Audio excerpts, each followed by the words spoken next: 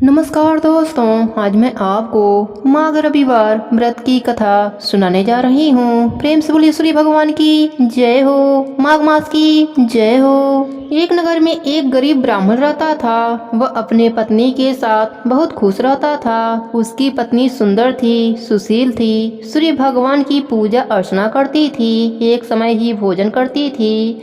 सूर्य देव जी को अर्घ्य देकर बिना पुरुष का मुख देखे एक रोटी बनाती। उस रोटी को सूर्य भगवान को भोग लगाकर वह रोटी स्वयं खा लेती थी।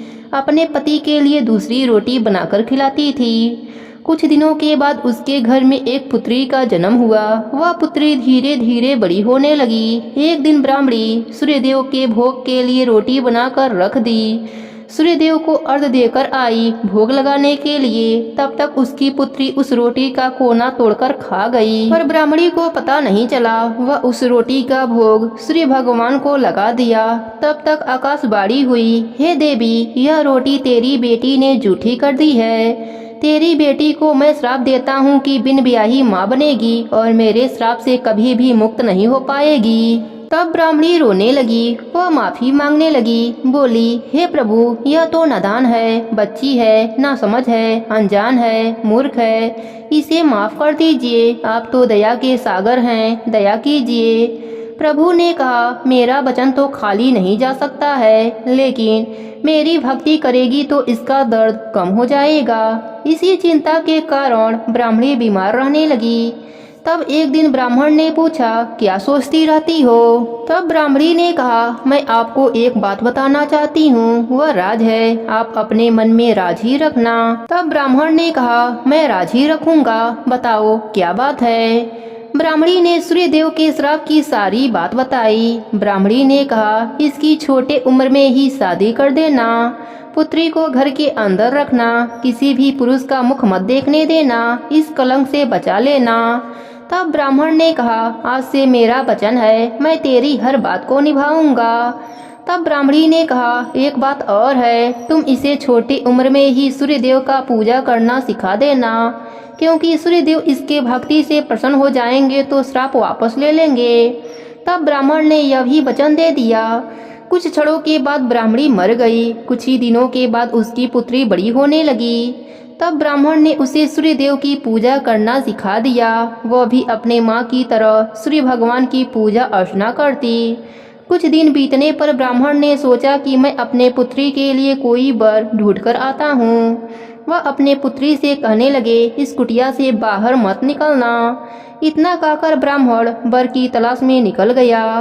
उसकी पुत्री अपने पिता की आज्ञा का पालन करती रही, किसी भी पुरुष का मुख नहीं देखती थी। इधर राजा का बेटा जंगल में भटक गया और रास्ता भटकता हुआ घने जंगल में आ पहुंचा। राजा के लड़के के पीछे जंगली पशु पड़ गए। वह अपनी जान बचाने के लिए रास्ता भटकता भटकता उसी झोपड़ी के पास आ गया और जोर से चिल्लाने लगा, बचाओ बचाओ। तब पुत्री पिता के वचन को भूल गई। दरवाजा खोल दिया। उसने देखा बहुत सुंदर राजकुमार बाहर खड़ा है। वह देखती ही रह गई। तब तक राजा का बेटा कुटिया के अंदर आकर दरवाजा लगा दिया। ब्राह्मण की बेटी ने कहा, तुम अंदर नहीं आ सकते हो, मैं पुरुष का मुख नहीं देखती। तब राजा का बेटा बोला, मैं तुम्हारे साथ कोई दुर्व्यवहार नहीं करूंगा, मैं तो अपनी जान बचाने के लिए आया हूँ। अगर तुम मेरे प्राण बचने से खुश नहीं हो तो मैं बाहर जा रहा हूँ।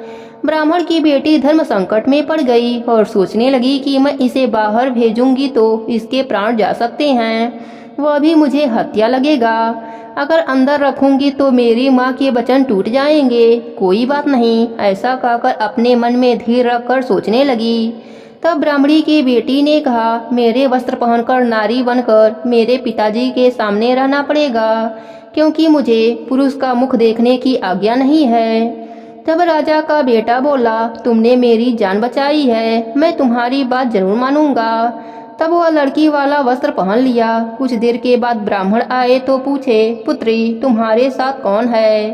तब पुत्री ने जवाब दिया, यह नारी रास्ता भटक गई थी, इसके पीछे जानवर पड़े हुए थे। यह अपनी जान बचाने के लिए आवाज लगाई तो मैंने दरवाजा खोल दिया। पिताजी, आपकी आज्ञा हो तो यह हमारे साथ रह जाए। तब ब्राह्मण ने कहा कि नारी है तो मुझे कोई परेशानी नहीं है, कई दिन बीत गए। उन दोनों में इतना प्रेम बढ़ गया कि वह हर हद पार कर गए। ब्राह्मण की बेटी गर्भवती हो गई। अब दोनों घबराने लगे। तब राजकुमार ने कहा, तुम अपने पिताजी से कह देना कि मैं गर्भवती थी। मैं जब बाहर से आई थी तभी गर्भवती थी। तब राजकुमार की बात मानकर ब्राह्मणी की बेटी ने अपने पिताजी के आते ही बीमारी का बहाना बनाकर सो जाती थी। धीरे धीरे 9 महीने बीत गए। उसका अंतिम समय आ गया। तब पिताजी को आवाज लगाई, बोली, इसका अंतिम समय है पिताजी, आप दाई माँ को बुला दीजिए।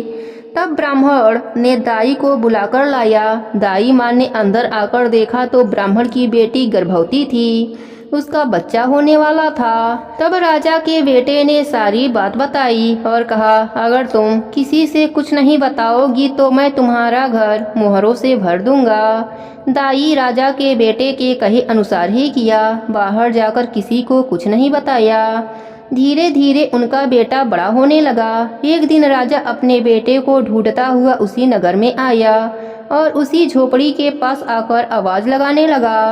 ब्राह्मण की बेटी ने दरवाजा खोला। तब तक राजकुमार नहा धोकर बाहर आया। राजा ने अपने पुत्र को पहचान लिया। राजकुमार ने अपने पिताजी से सारी बात बताई और राजा ने कोई भी बात नहीं मानी और अपने बेटे के साथ राज्य आ गए। और यहाँ ब्राह्मण की बेटी अपने भाग्य को कोसती रही। ना खाना खाती, ना पानी पीती। दिन भर सूर्य भगवान की प्रतिमा के आगे बैठी रहती और रोती रहती। एक दिन सूर्य भगवान उसकी भक्ति से प्रसन्न हुए और प्रकट होकर कहने लगे, हे देवी, तुम क्यों घबराती हो? मैं तुम्हारी भक्ति से बहुत प्रसन्न हूँ। अब तुम्हारे दुख के दिन समाप्त हो जाएंगे।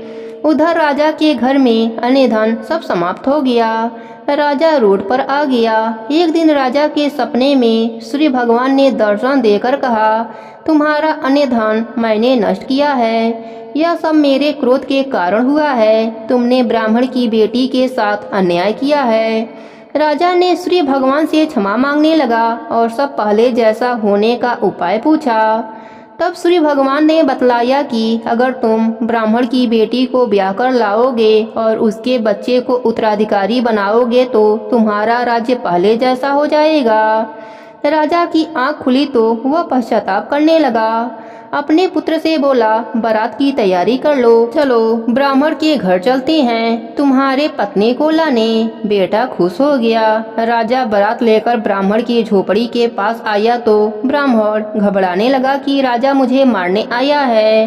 तब राजा ने ब्राह्मण से माफी मांगने लगा और कहने लगा, हे ब्राह्मण, मैं तुम्हारा कसूरवार हूँ। मैंने तुम्हारी बेटी के साथ गलत किया है। अब दोनों की शादी कराने आया हूँ। तब ब्राह्मण खुश हो गया और दोनों की शादी हो गई। सूर्य भगवान की कृपा से उनका राज्य पहले जैसा हो गया और ब्राह्मण की कन्या सुख भोगने लगी। हे सूर्य भगवान, जैसा दुख आपने ब्राह्मण की बेटी को दिया वैसा दुख आप किसी को मत देना। सब पर अपनी कृपा बनाए रखना। प्रेम से बोलिए सूर्य भगवान की जय हो। माघ मास की जय हो।